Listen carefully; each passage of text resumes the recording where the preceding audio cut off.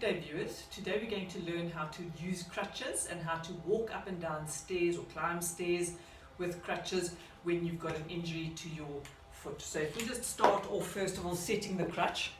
If you have a look, see here, you have little pins over here that you can adjust the crutch. When you're standing with your hand next to your side, the crutch hand level should be here by your wrist. So you can see that this crutch is too low for me. So it means I'll be bending forward to use the crutch. So what we're going to do is I'm going to take it 2 notches down. So I've pushed the needle in and then it pops out 2 higher. Let's see if that's the right length. Yes, so as you can see, if I'm standing, actually it could be a little bit higher, because if I'm standing, you've got to stand with your hand next to your side. If I'm standing up straight, you can see that that still needs to go about 2 knots up. So if we lift it again, you push the button in, let it pop 2 knots up. Perfect size for me. So let's just get the other one set up as well. So we jumped 4 jumps for that one. So we're going to jump 4 jumps with this one. You can see the silver jumping through the edges there. 1, 2, 3, 4. And then you want to make sure that they're both the same size, because otherwise you have a problem with difference in heights of the sticks. And then it's going to be a problem. So, and now you want the crutch handles facing forward, all right? If it's too low and your arm comes here, your arm will slip through the hole here. Whereas if it's the right height, your arm doesn't slip through as easily as if it wasn't. All right, now. So, there's different ways of walking with crutches. First of all, you get the non-weight bearing. So I've just put a cast on so that you can see the difference between which leg I'm working on, so that you don't get confused. Non-weight bearing, the leg will be totally up off the ground. You'd have your crutches on the floor behind you. I'm now going to go up the step. The saying that we have is good leg goes to heaven, bad leg goes to hell. So it would be using my crutches on the bottom step. I will jump up with my good leg, bring the crutches up, and then I'm up. And then you can go like that. Alright, so it would be a hopping forward. If I'm going to go down the steps, bad leg goes to hell. So crutches first, then the bad leg, and then come down with the foot. Again, crutches down, bad leg, come down with the foot. And that's how we go. Let's just show you again with going up the hill. So foot is up, good leg first, then the crutches. Good leg first, then the crutches. Good leg first, then the crutches. All right. Now there's a difference between, you get a toe touch. If you're wearing a moon boot or an air cast, you can gently put weight on the foot. It's difficult to do toe touch with this because it doesn't allow your ankle to move. So you would carefully put your foot on the floor and then you use your crutches at the same time. So the foot, the sore foot and the crutches are used as one leg, and then you're coming forward using most of your weight on your arms with only a little bit of weight on the foot. All right. We show you from our side again. Remember, bad leg goes to hell. Leg first, then jump down. Whoop-a. So if we're going to be doing a toe touch with the thing, I can't do my bad leg first going up, because if I do my bad leg going first, where do I put the crutches? I've got no stability. I can't put weight on. You see, even with though my leg's not sore, I'm wanting to fall over because I've got the moon boot on. It gives me no stability. Good leg goes to heaven. Bad leg goes to hell. All right, so if we're going to do the toe touch, or the partial weight bearing is what they call it, you'll have a little bit of weight on the leg, but mostly through the crutches, and then you'd hobble through like that. If you had a hip replacement, I just want to take off this moon boot, because then I can show you nicely what's happening. Where is it? Alright, so there's nothing wrong with my foot today. But if we were going to do a hip replacement, we'll use the same leg as the hip replacement. You want to walk like you do in the army, opposite arm and leg. So we'll go crutch, right arm and left leg, left arm and right leg, right arm and left leg, left arm and right leg. Again, if you're going to climb up the steps, good leg goes to heaven, so my hip is on the right side, and you do exactly the same as you would with the ankle injury. Alright, but the important thing is doing the opposite walking so that you can get the normal gait as much as possible. Okay, you got that? Opposite, opposite, opposite. Alright, like walking in the army.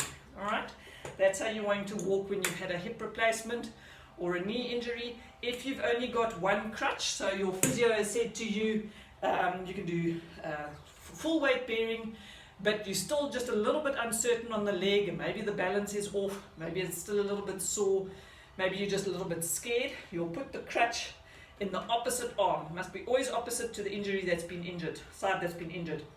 Because when I put my leg forward, I must be able to carry the weight through the crutch on the opposite side, so that I'm not putting my weight all through the sore leg. If I had to put it on the same side, I will be leaning on the sore leg, putting more weight on than not. And in the movies, they always put it on the wrong side. That drives us physios mad.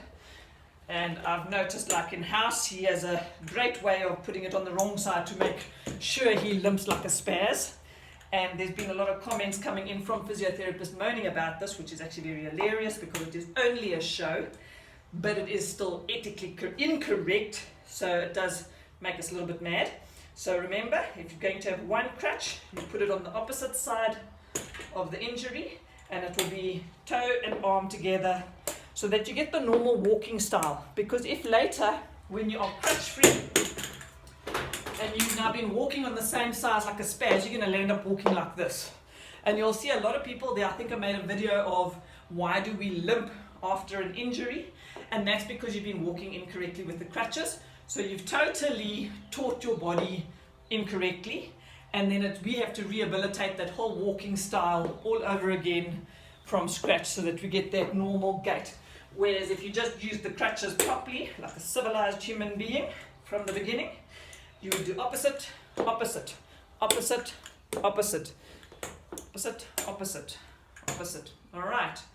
So that's it for today about the crutch walking. I've had another viewer ask me to do how to put on a bandage. I will do a little video on that quickly as well, and then we'll post it with this one so that you guys can learn. But remember, crutches, good leg goes to heaven, bad leg goes to hell. And learn how to become good on your crutches. You must have good balance on your crutches. It's a great exercise for strengthening your arms. And it's remember, don't put too much weight on your foot to start off with, because it can prohibit healing and make it take longer to get better.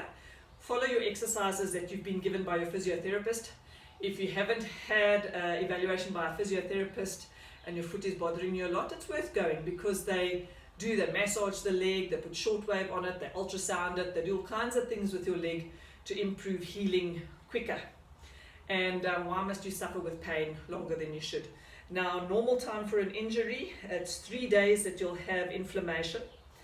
Then from there, your ligaments will start growing again. So during the 3 days of inflammation that you're going to have, you want to make sure you reduce the swelling as much as possible by using ice on a 2-hourly basis for 10 minutes. Don't use it longer than 10 minutes. And do not burn your skin with the ice. I think I have done a talk on what to do post-injury. So have a look for that video. I might give a lot more information there. Then from 3 days till 3 weeks, so 21 days, your body will be growing the ligaments back and your soft tissue back and the bone back. If you've broken a bone, it takes 6 weeks on the upper limb and 12 weeks on the lower limb. A muscle injury takes 3 weeks to regrow, and then another 3 weeks to get full range of movement and flexibility. So you do need to start on day 3, gently doing stretches so that when the ligaments grow, they grow in the right direction and they don't grow too short. So you never go into pain when you're stretching, but you make sure you're going through your range of movement. So up and down, in and out, within limits of pain. Don't allow your ankle to get stiff. You can do circles with your foot. Don't let your ankle get stiff, because it's a mission to get it better once it's very, very stiff. So you try and keep it mobile as much as possible within limits. If it has been broken, you will have a cast on for 6 weeks. You do not do any movements in that 6 weeks in the ankle, so that we don't disrupt bone growth. But as soon as that cast comes off, you are wiggling and wiggling and wiggling that foot until it is nice and soft and pliable. At that stage, you will use heat. If it's very swollen, you can use alternating hot and cold. I have done a talk about when to use ice and when to use heat. Go and look for that. And but movement is key. Don't be scared to move the ankle. as long as it's within limits of pain. Don't go into pain when you are exercising and rehabilitating your ankle, because it can make it worse. But don't not do anything either, because that will for sure make it worse.